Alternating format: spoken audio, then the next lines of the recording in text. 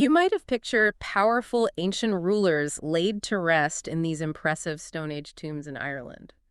For centuries, that's been a pretty common assumption. Uh-huh. The classic image, right? Exactly. But hold that thought, because a new look at some very old DNA is challenging that picture. It really is. You're about to hear how the story of who these monuments were for might be much more surprising than you think. That's right. Forget what you thought, maybe, about royal burials in these megalithic monuments. We're diving deep into a recent analysis of ancient DNA. From how many skeletons? 55 skeletons, yeah. Discovered in 5,000-year-old Irish Stone Age tombs. And this isn't just a minor tweak. It's prompting a reevaluation of whether these were, elite tombs at all. Okay, so to get to the bottom of this, we've got some fascinating sources on our stack today. We're drawing from a really insightful article in the Cambridge Archaeological Journal. Right, and the research paper behind it, along with the detailed research paper that underpins it. Yeah. Our mission today is to cut through the assumptions and understand what this new DNA analysis really tells you about Neolithic Ireland. So was it kings and queens or something else entirely? Exactly. We want to unpack this research and see how it changes your understanding of the people who constructed and used these megalithic monuments and, well, what it suggests about their society. The key point. The headline here for you is a potential move away from royal tombs and towards something much more communal. Let's dig into how the DNA backs this up. Okay, let's unpack this by setting the scene a bit. We're talking about the Neolithic period in Ireland, which spans roughly from, 3,900 to 2,500 BC? That's the time frame, yeah. This era is famous for these megalithic monuments. I always picture these huge, imposing stone structures. And they're impressive. Which often contained human remains. Yeah. And, while it's clear they were connected to death, there's been a long-standing debate about exactly who was buried in them and if they had other roles. Like rituals. Yeah, like being centers for rituals or ceremonies. It makes you wonder if burial is even the right word sometimes. That's a really good point. And what's fascinating here is that earlier DNA research had actually pointed towards a different conclusion. Oh, really? Yeah, some studies suggested these tombs were indeed for elite dynasties, even hinting at practices like incestuous marriages within these ruling families, to keep power concentrated. Wow. Okay. So that older picture was quite different. Very different. So this new analysis is really pushing back against that established idea. This new work suggests we need to reconsider the idea of these sort of closed-off elite family plots. Okay, here's where it gets really interesting then. The lead author of this new study is Neil Carlin from University College Dublin. Right, Carlin and his team. And his team proposes a very different scenario.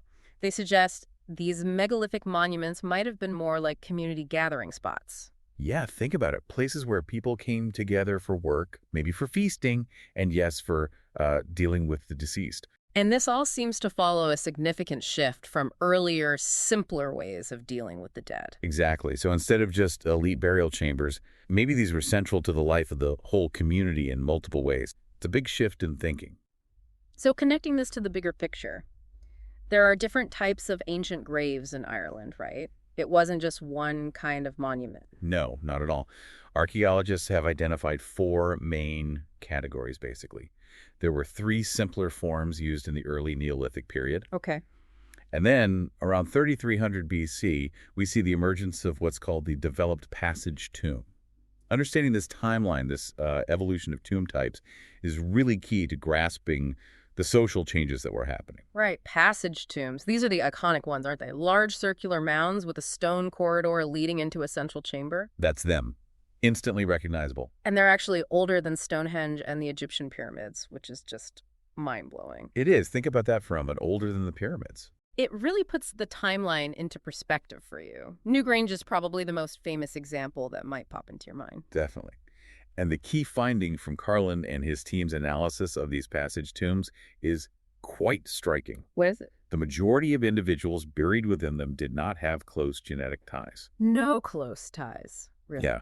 To quote directly from the study, we cannot say that these tombs were the final resting places of a dynastic lineage who restricted access to burial within these tombs to their relatives. Wow. So that directly contradicts the earlier idea. Absolutely. This is a key takeaway for you. These weren't primarily family plots in the way we might think of them. So if it wasn't primarily about blood relations, what was the point? The researchers really wanted to dig deeper into this, right? Exactly. Their aim was to understand how kinship and social structures might have changed during the Neolithic How did they do that? by looking at both this new DNA evidence and also the more subtle variations they observed in burial practices across different types of tombs and time periods. So what does it tell you if the people buried together weren't closely related? What's the implication? Well, they contrasted the early Neolithic period with its smaller, simpler tombs, which the genetic work suggests were sometimes used by smaller communities with closer biological links. Okay, so earlier on, maybe more family-oriented. Potentially, in some cases, yeah. But then they contrasted that with the later Neolithic. In this later period, when these larger passage tombs became prominent, the DNA analysis reveals a much more diverse group of individuals, Diverse how? many of whom were more distantly related or seemingly unrelated based on the current data.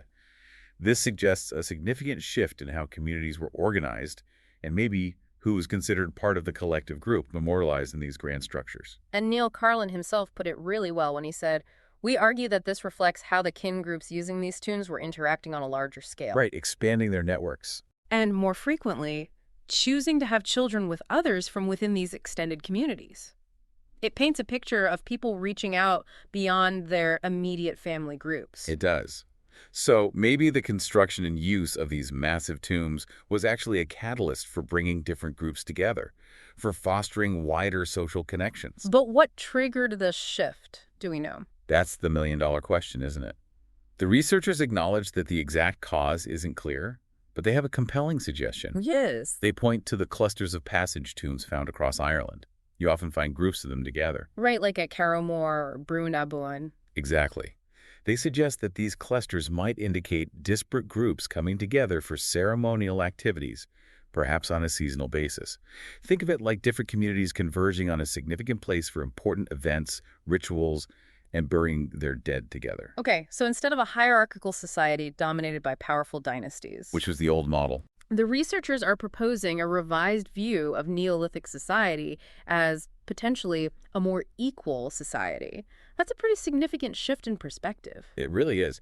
If these weren't just for the elite, it changes how you think about the whole social structure, doesn't it? Absolutely. But it's not a closed case. No, definitely not. And the researchers emphasize that this is still a work in progress. They call for more research, looking at more DNA from different contexts. Like settlements, maybe, if they can find any. Exactly. Analyzing artifacts, studying the monumental architecture itself to get a fuller picture of these social changes that happened after 3600 BC. This DNA evidence is just one piece, albeit a really important piece, of a much larger puzzle. And it's worth noting that getting this ancient DNA in the first place is no easy feat in Neolithic Ireland, is it? Not at all. The scarcity of human remains from actual settlements is a huge challenge. Why is that? Well, partly preservation. Plus, the acidic soils across much of the island don't help with bone survival. Ah, right. Acidic soil is terrible for bone. It really is. Which means most of what we find has either been cremated, which makes DNA extraction harder, or it's been preserved within the microenvironments of these megalithic monuments. So the evidence we do have is incredibly valuable, but potentially biased towards these monumental contexts. That's something we always have to keep in mind. And as we've touched on, it's crucial to remember that these megalithic monuments weren't just burials. Right. We need to move beyond that simple label. Definitely. Our understanding of these sites has evolved significantly over time. Initially, they were imagined as, beds of heroes, burial places of giants, or even attributed to the Danes. Folklore stuff. Right, romantic notions. Then it wasn't until later that they were recognized as sepulchral chambers, actual burial places. But now, the prevailing view is that they serve multiple purposes, including rituals, ceremonies, perhaps astronomical observation points, maybe even initiations. So the function of these tombs was likely as complex as the society that built them. And the traditional way of categorizing these megalithic tombs, portal tombs, court tombs, passage tombs, that used to imply a neat sequence, right? Yeah, the idea was often that they were built and used by distinct social groups in a specific order. Portal tombs first, then court, then passage, roughly. But that's changed. Radiocarbon dating has really blurred those lines. It shows there were significant overlaps in when these different types were actually in use. So if these types weren't as neatly separated in time as we thought, what does that tell you about the idea of distinct isolated social groups, each with their own burial customs? It suggests things were much more fluid and interconnected. Take the portal tomb at Polnabrone, for example. It gives us the earliest evidence of Neolithic mortuary activity, dating way back to around 3800 BC. That's early Neolithic. Very early. Yet the deposition of remains continued there for centuries.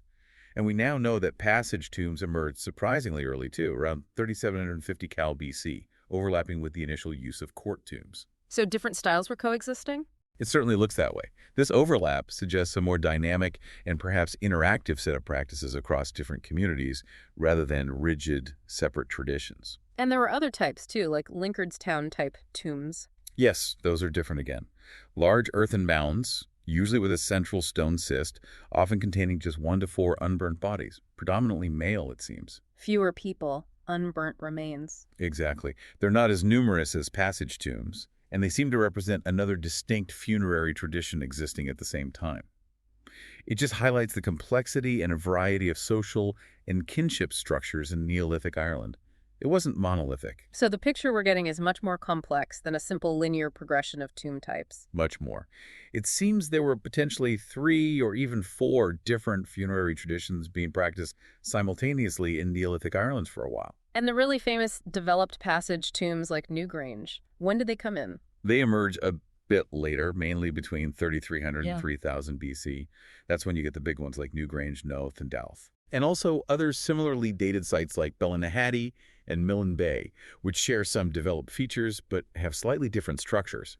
This coexistence of different traditions really underscores the diverse ways Neolithic communities interacted with death, ancestry, and memory. And the mortuary practices within these monuments were also pretty involved, weren't they? Not just simple interment. Far from it. Cremated bone is now recognized as a really significant component across all these tomb types, alongside unburnt bone. But especially in passage tombs. Yeah, interestingly, in passage tombs, cremation often tends to be the dominant practice, though not exclusive. So it wasn't just a matter of burying a whole body, there was a lot of processing involved. And they mixed burnt and unburnt remains. Yes, what's important to note is that both burnt and unburnt remains of adults and children were often deposited together, suggesting a deliberate combining of different forms of the deceased. Why would they do that? That's a deep question about their beliefs, but it's clear that multi-stage activities took place, things like maybe excarnation first. Leaving the body exposed. Possibly. Then dismemberment, cremation for some parts or some individuals, all happening before the final placement of selected bones in these tombs, often resulting in these large, commingled, mixed-up deposits of human remains. That sounds incredibly complex. It speaks to a sophisticated and likely lengthy set of beliefs and rituals surrounding death and the transition to becoming an ancestor. And it wasn't a quick process either, you said. This deposition went on for centuries. Absolutely. Radiocarbon dating tells us that deposition continued for centuries at many sites. And even after deposition, there seems to have been continued interaction with these human remains within the tombs. Like moving bones around? Possibly, yeah. Reorganizing things. It makes you wonder if bone from the same individual might have been treated differently, some parts cremated, others left unburnt, like what's suggested at Fornox Eye. Why go to such lengths? It's just a very different relationship with the dead than we might have today. Completely different. We see examples of purposefully placed unburnt skulls and long bones alongside cremated remains at various sites, like Millen Bay and Pulnabrone, where skulls seem to have been deliberately positioned against the chamber walls. Wow. Deliberately placing skulls. Yeah. This practice of placing specific unburnt elements within larger deposits of cremated bone continues into the first half of the 3rd millennium BC, mainly within passage tombs. These deliberate placements surely held significant symbolic meaning. So the key takeaway here is just how protracted and complex these funerary activities were. Definitely. And the post-depositional handling of remains means that what we find archaeologically is likely just a fraction, maybe a curated selection of what was originally there. But even with this incomplete record, we can still infer social practices. The care and attention given to the dead, even in this fragmented form, is undeniable. The ongoing deposition, the special treatment of specific bones, the continued accessibility of these deposits, it all points to a strong concern with ancestral rites in Neolithic Ireland. So placing remains wasn't just burial in our sense. No. It seems to have represented an extended transition from life to death, maybe with the deceased remaining an active member of the community, in some sense, both before and perhaps long after their remains were placed in the tomb. It wasn't just about disposing of the dead, it was about maintaining a connection. Exactly.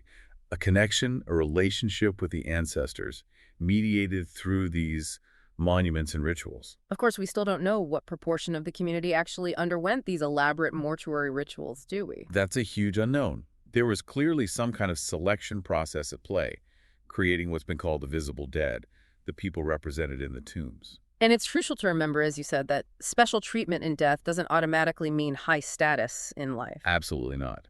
Status could have been based on many things: lineage, knowledge, ritual role, age. So who was chosen for these rituals and why remains a big, fascinating question. Okay, let's turn our attention back to the ADNA analysis itself. One of the key background findings is that the arrival of Neolithic practices in Ireland, farming, monuments, etc., coincided with the arrival of newcomers, right? That's right. People who had genetic ancestry ultimately tracing back to the Near East, to the first farmers. These groups had mixed with indigenous hunter-gatherers as they migrated across Europe over millennia. So this was a period of significant population change and admixture. Definitely. Yeah. We see a similar pattern in Britain and elsewhere in Western and Northwestern Europe. It highlights just how significant migration was in the transition from the Mesolithic hunter-gatherer lifestyle to the Neolithic farming way of life. And the newcomers to Ireland and Britain, genetically, where did they come from? Interestingly, they seem to have had quite homogeneous haplotypes, distinct shared genetic signatures. This suggests they came from similar source locations, likely somewhere in what is now northern France. Wow, DNA can trace these ancient movements with surprising precision sometimes. It really can. And the fact that these distinctive farmer genomes appear around the same time as a decline in the genetic signatures of the pre-existing hunter-gatherer populations in Ireland, That's been interpreted how? as evidence for pretty large-scale maritime colonization, people arriving by sea, bringing the Neolithic package with them. But it wasn't necessarily a simple replacement. No, there are still important questions about the scale, timing, and impact of these movements. And there's definitely evidence of ongoing interactions in gene flow, mixing with the earlier hunter-gatherer populations, as seen at sites like Parc Nabinia Court Tomb. Okay, so there was interaction and mixing. It wasn't just one group wiping out another. It seems much more complex than that, yes. Now let's talk about kinship specifically. While genetics can reveal biological relationships, father, daughter, cousin, etc., Which is incredibly powerful. it's so important to remember that biological relations and social definitions of family or kinship aren't always the same thing, are they? Not at all. That's a crucial distinction. People actively create kin through all sorts of cultural practices. It's not just about blood or DNA. Like what kind of practices? Well, things like providing care, gift-giving, sharing resources, living together, common economic activity, and even shared burial rites like we're discussing, all these contribute to creating those bonds we consider kinship. Anthropologists sometimes call this kinwork. Kinwork, I like that term. Yeah, it emphasizes the active cultural creation of relatedness. And funerary rites themselves can reinforce, establish, or even break relationships. They can redefine how the deceased relates to the living community. And given the Irish megalithic practices with potentially moving remains around, Exactly. It's quite possible that those buried together weren't necessarily living in the same household or even the same immediate locality during their lives. These tombs could have been gathering points for dispersed communities, bringing together different segments of a broader social network. it really highlights how the funerary record is a constructed representation of life, doesn't it? Absolutely. It's shaped by these complex practices that transformed individuals into something else, perhaps into collective ancestors. Megalithic tombs played a key role in this creation and negotiation of kinship. So who was included in these tombs tells you something about how they defined their community, their kin. Precisely. Consider the early Neolithic long barrow at Hazelton North in Britain. Genetic analysis there showed most individuals were closely biologically related. Essentially, a lineage descended from 4 women and 1 man. Okay, so that sounds like a family tomb. Mostly, yes. Yet even there, some non-lineage members were included, showing that biology wasn't the only factor determining kin relations, even in a seemingly lineage-based context. Interesting. Any other examples? We see a similar pattern at the Frälsgården Passage 2 in Sweden, evidence for lineage-based interment, but also the inclusion of others who weren't close biological relatives. It shows that social ties often extended beyond immediate bloodlines, even when lineage seemed important. Now, in Ireland, there's been a suggestion of an emphasis on patrilineal ancestry, right, based on male genetic lines. Yes, based on broader patterns of male genetic relatedness, specifically Y chromosome haplogroups. The idea is that being buried or having your remains placed in certain tombs might have been associated with descent through a paternal lineage. So your father's line might have been important for getting into these tombs. Potentially. Cassidy and colleagues observed distinct Y haplogroups in the male interments from the neighboring tombs of Polnabron and Parknabinia that seemed to persist over time. Which could support the idea of male lineages tied to specific tombs. It could. However, not all males in Parknabinia belong to the dominant haplogroup found there. This suggests maybe patriarchality, where men stayed in their father's community and women moved in upon marriage, might be a better explanation than strict exclusive lineage rules for burial. Ah, so related men living together, but maybe not a strict only descendants of this one man rule for the tomb? Possibly. Ultimately, while patrilineality was likely one factor influencing interment decisions, it was probably just one among many social rules and considerations. And importantly, patrilineality doesn't automatically equate to patriarchy in the broader social structure. It's a complex picture. Okay, now let's get back to the really key finding regarding biological relatedness in Neolithic Ireland from this new study. Right. When multiple genomes from the same site have been sequenced, the overwhelming finding is that the majority of individuals buried together were not closely biologically related. Especially in those later passage tombs. Especially in the passage tombs, yes. This really stands in contrast to places like Hazelton North or Frelsgordon, Yeah. where close biological kinship was a much clearer marker, though not the only one, of who was included. So the Irish situation looks different. It aligns more with what's been found in other parts of Britain, including at the Orcadian Passage tombs in Scotland, where, particularly in the later Neolithic, those buried together generally don't show close kinship ties. And in Ireland, when they do find relations. They're often quite distant, fifth degree or further. Think second or third cousins, or even more distant. Wow, that's not close family. Not at all. Close genetic relationships, Yeah. like parent-child or siblings, are very rare in the data we have so far. And interestingly, the few examples we do have are from earlier Neolithic contexts, Such as the father-daughter pair identified at Primrose Grange Court Tomb, and some fourth-degree relatives found at Parknabinia Court Tomb. So closer ties in the earlier tombs, maybe, but not in the later, bigger passage tombs. That seems to be the pattern emerging. The lack of close relatives in the later, larger tombs is really striking, especially given they were used for centuries.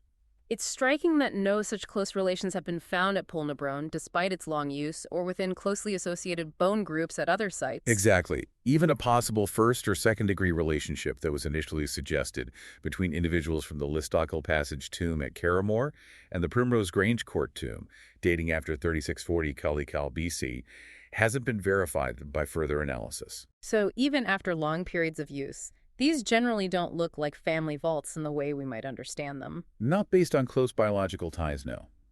What we do see after this period, around 3600 BC onwards, is the detection of increasingly distant biological relations, sixth degree or further. Sixth degree, that's really distant. Very distant. Between, for instance, the male from Listickhill at Carramore and individuals from other major passage tomb sites like Newgrange on the east coast, Millen Bay also in the east, and Carrickeel further west. These connections span significant geographical distances and different time periods within the later Neolithic. So a network of very distant relations across the island associated with these tombs. That's what the DNA suggests. And while we have that one famous example of the incestuous offspring found at Newgrange, which might point to some elite dynasty. Right, that was big news. It was. But even the relationship between that specific individual and others analyzed from Carrickeel is also only distant. And notably, among the 4 later Neolithic samples analyzed from Carrickeel Cairn K, which is one of the better sampled sites, no first or second degree relatives were found at all. 2 individuals are very distantly related, but that's it. This really makes you question how representative these detected levels of relatedness in passage tombs actually are for defining who got in. It does. It strongly suggests that something other than close familial ties was the primary organizing principle for deposition in these monuments, particularly the later developed ones. So the argument has been made, though, that this shared ancestry, even if distant, forms a specific genetic cluster, right? Yes, a specific haplotypic cluster linked to the post-3640 Cal BC passage tomb tradition in Ireland. And this cluster isn't found elsewhere. Interestingly, contemporaneous unburnt bones recovered from other types of tombs, like court tombs or Linkardstown types, and even from caves, don't seem to belong to this specific genetic cluster based on current data. Huh. So maybe there is something genetically distinct about the Passage Tomb people. It's suggestive. Although, intriguingly, even within the Passage Tomb tradition, samples from a significant site like Ballynahattie also don't seem to fit this cluster, which hints at maybe different practices or networks operating even among Passage Tomb builders. Regional variations, perhaps. So how has this genetic clustering been interpreted? Well, one interpretation put forward before this most recent paper was that it indicated non-random mating. Meaning? Basically, that people within this Passage Tomb network were preferentially choosing partners from within the same broad group, leading to this shared, though distant, ancestry. This was suggested to potentially indicate a kind of dynastic hereditary network with restricted access to these Passage Tombs. Ah, so back towards the elite idea, but maybe a very large extended elite. Sort of, yeah. But Carlin and colleagues in this new paper really urge caution here. We need to critically examine the representativeness of our sample. Because the people whose DNA survived and got sampled might not be typical. Exactly. We can't just assume that the individuals we've sampled perfectly represent the entire living populations of the time. Remember the Hazelton North example, even where a lineage was present, others were included too. Right, and we know preservation is an issue. Absolutely. Cultural practices like cremation, which destroys DNA or makes it much harder to get, what happens to remains after deposition over thousands of years, and even just the biases of archaeological excavation, where people dig, what they collect, all play a huge role in what samples are ultimately available for genetic analysis. And as we discussed, we have a limited amount of unburnt Neolithic material suitable for genetic study, and only a portion of that has actually been sequenced. Right, so there are still significant gaps in our understanding. We're looking at a small fraction of the original population. But can small samples still tell us something? Oh, definitely. Even small aDNA samples can give us valuable insights into broader population ancestry and movements. However, we have to be careful about interpreting social structures directly from them. Could cremation hide genetic groups? Well, it's been hypothesized that if groups who practiced cremation rarely intermarried or reproduced with those who practiced inhumation, the cremation group might be largely genetically invisible to us if we're mostly sequencing unburnt bone. Has that happened elsewhere? There's been discussion about that possibility in Chalcolithic Britain, for example. However, in Neolithic Ireland, given the common practice of combining inhumation and cremation at the same Passage Tomb sites. Ah, right. They mix the rites. Exactly. That scenario seems less likely here. The fact that we see both practices within the same monuments suggests a degree of social connection and interaction between the people undergoing these different rites. So it's possible that the lack of close relatives in our genetic record is partly due to the exclusion of individuals whose bones haven't survived or haven't been sampled. That's certainly a possibility we can't rule out. But you're saying that even when they sample more densely? Yeah, even with denser sampling of better preserved deposits at some sites, and looking at sites with lower ratios of cremation to inhumation, we still haven't seen a significant increase in the detection of close relatedness in Passage Tombs. So what does that suggest? It suggests that the consistently detected distant relatedness in Passage Tombs might actually reflect real social practices. Maybe these tombs genuinely were about something broader than just the immediate biological family. So if Passage Tomb depositions were primarily driven by biological ties, like a dynastic hereditary network, We would really expect to find many more genetic connections and close relatives, especially given the long time frame these tombs were used hundreds of years in many cases. Think about how many generations that is. yeah, you'd expect more parents, children, siblings to show up eventually. Exactly. The power of modern genome-wide sequencing to infer ancestry and relatedness is significant. So the striking lack of close relatedness found in Irish Passage tombs so far is really telling. It stands out. It does, especially when you consider, say, a recent study of ancient Greece, which showed a surprisingly high rate of first-cousin mating was common practice then. We see nothing like that density of close relationships here. And even for the individuals they have analyzed from Passage tombs. There's an absence of known close relatives found within the same tomb deposits, including at the most sampled site, Carrowkeel, Cairn Cay. So the conclusion from Carlin's team is, We simply cannot definitively say these tombs were exclusively for a dynastic lineage restricting access to their close relatives. The DNA evidence, as it stands, just doesn't support that picture. okay, However, you have to acknowledge, as they do, that there's something non-random about the genetic relationships we are seeing in passage tombs, even if they are distant. Absolutely. That genetic clustering, that shared deeper ancestry, is real, even if this distant relatedness wasn't consciously known or tracked by people at the time. Which seems unlikely they could track sixth cousins. Right. But it suggests a pattern. People were largely avoiding reproduction with close biological relatives, which is common across human societies, while generally favoring partners from within the broader community of passage tomb users. So there was a pattern of mating within the group, just not based on close family ties. That seems to be the case. And actually, this fits the broader picture we have for Neolithic Europe in general. How so? People generally reproduced with others who shared similar cultural practices and broadly similar genetic ancestry, but they weren't typically marrying their first cousins or siblings. They maintained connections within larger cultural and regional groups.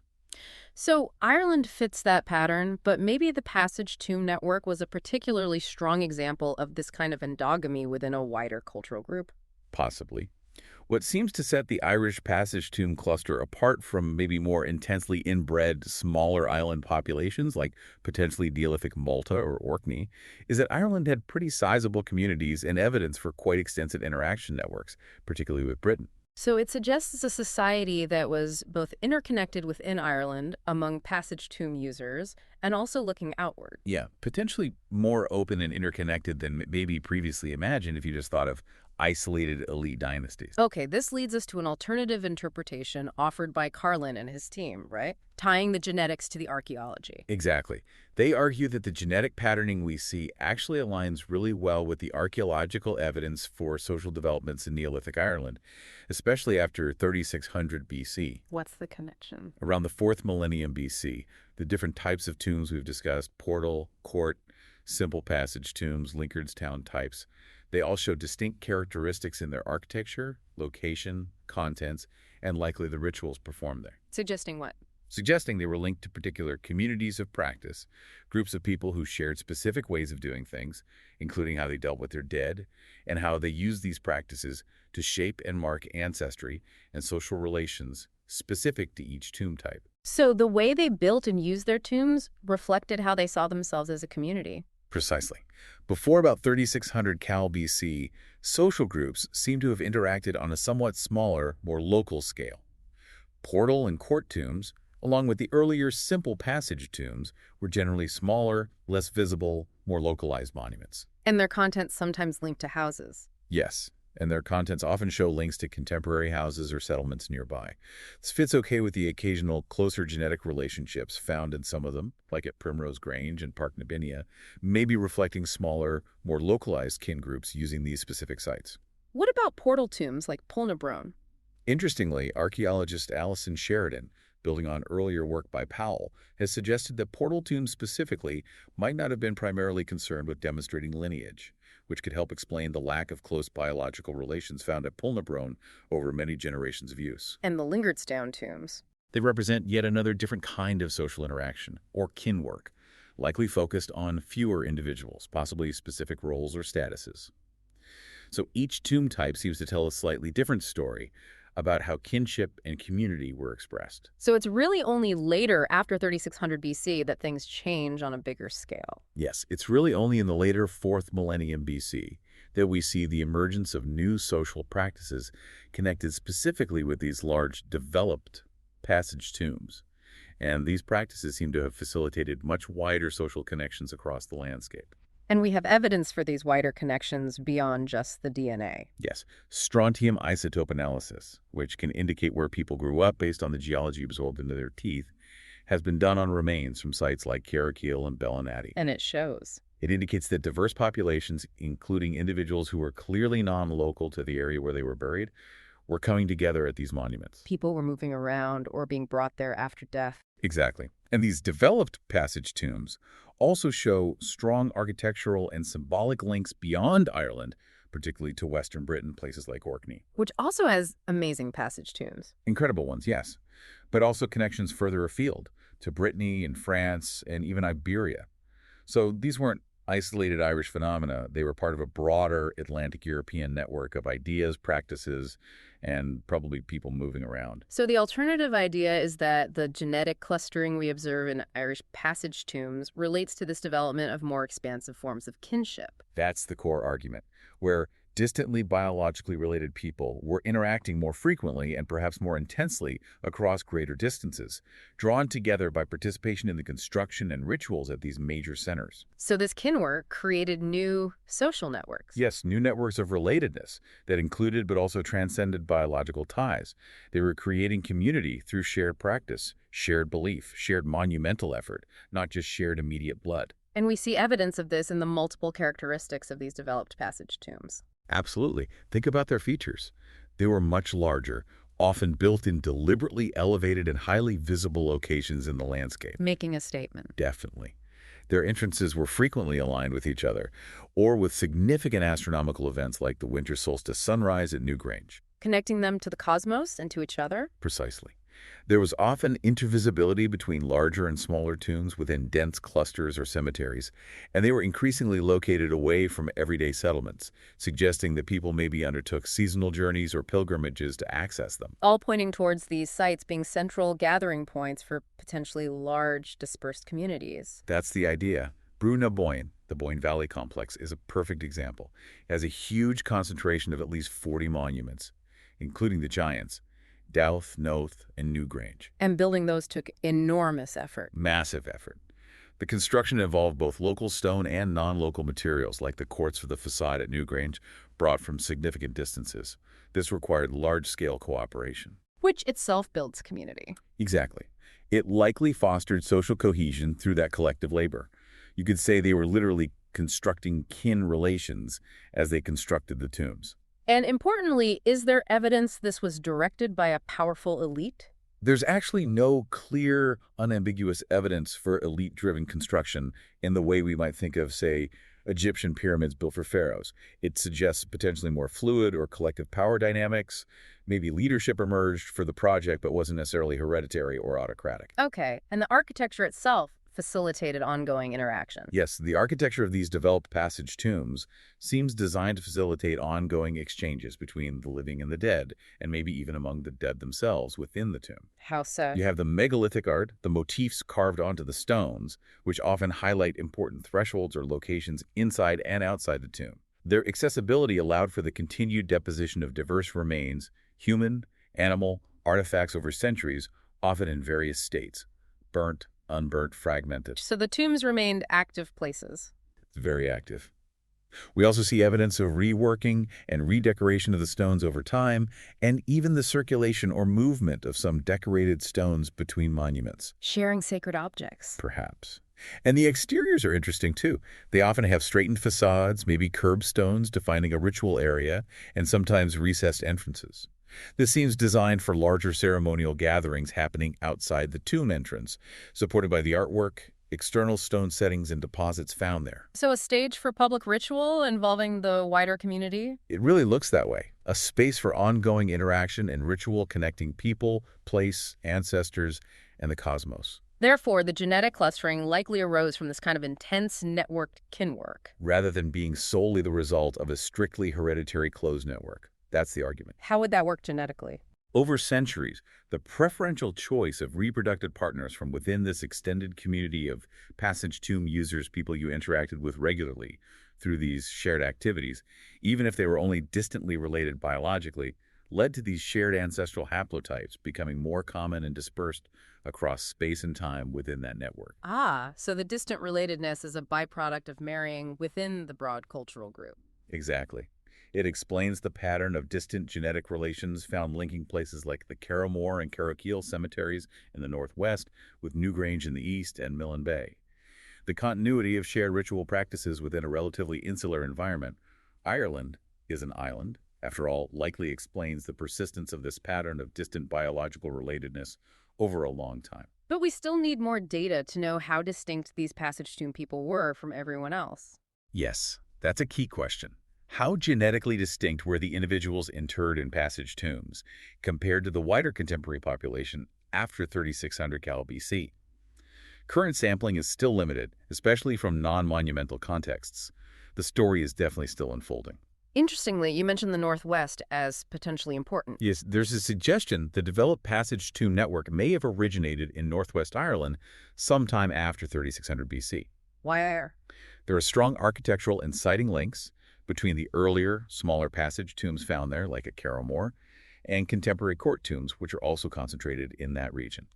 And deposition at court tombs in the west seems to continue later than elsewhere. Suggesting interaction between the traditions. It does. And remember those genetic relationships. The close-ish fourth-degree relations found between an individual from a passage tomb, Car 004 from Carrowmore, and one from a court tomb, a 007 from Primrose Grange, both living around 30640, 30360 Cal BC. Right, linking the two tomb types genetically early on. Exactly. That supports this idea of connection and maybe development in the Northwest.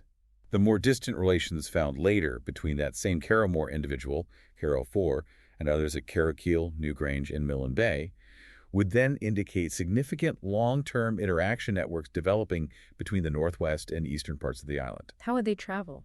Likely via major river systems like the Shannon or the Boyne and coastal sea routes. Upcoming strontium isotope analysis on more individuals should hopefully shed more light on this long-range mobility. We're definitely getting a picture of a surprisingly interconnected island society. Okay, so let's try and summarize. The main takeaway from this deep dive seems to be that the deposition of remains in Neolithic Irish passage tombs wasn't primarily about close biological relatedness or a narrow ruling elite. That's the central argument, yes.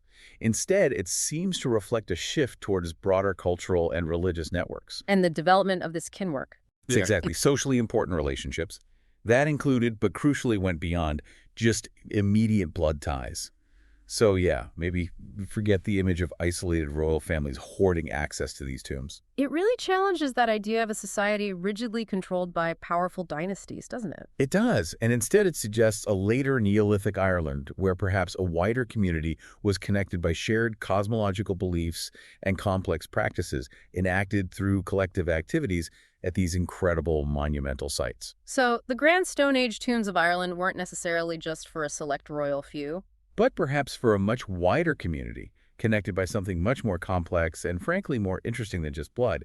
It makes you rethink what family and community might have meant to these ancient people 5,000 years ago. And this research really underscores the need for more work, doesn't it? Absolutely. We need more ADNA, ideally from a wider variety of archaeological contexts, settlements, caves, different tomb types, different regions. We need denser sampling of key sites where preservation allows. And crucially, integrating it all. Yes. Integrating all that genomic data with the wealth of archaeological data, artifacts, architecture, environmental evidence, and with anthropological theory about kinship and society. That's how we'll truly understand the complex social changes happening after 3600 Cal BC. The more we dig, literally and figuratively, the more nuanced the story becomes. So a final thought for our listeners. Well, this deep dive into Neolithic Ireland really reminds you, I think, that what binds a society together can be far more intricate and fascinating than simply who is biologically related to whom. It makes you ponder the implications, doesn't it? It does. Ponder the implications of these findings for how we define kinship and community, not just in the distant past, but maybe even today. Consider how shared beliefs, shared practices, shared monumental efforts can forge incredibly powerful social bonds that go way beyond immediate family ties. This look at Neolithic Ireland shows you that community can be built on shared purpose and belief, not just DNA. Exactly. It's a testament to human social creativity, even 5,000 years ago.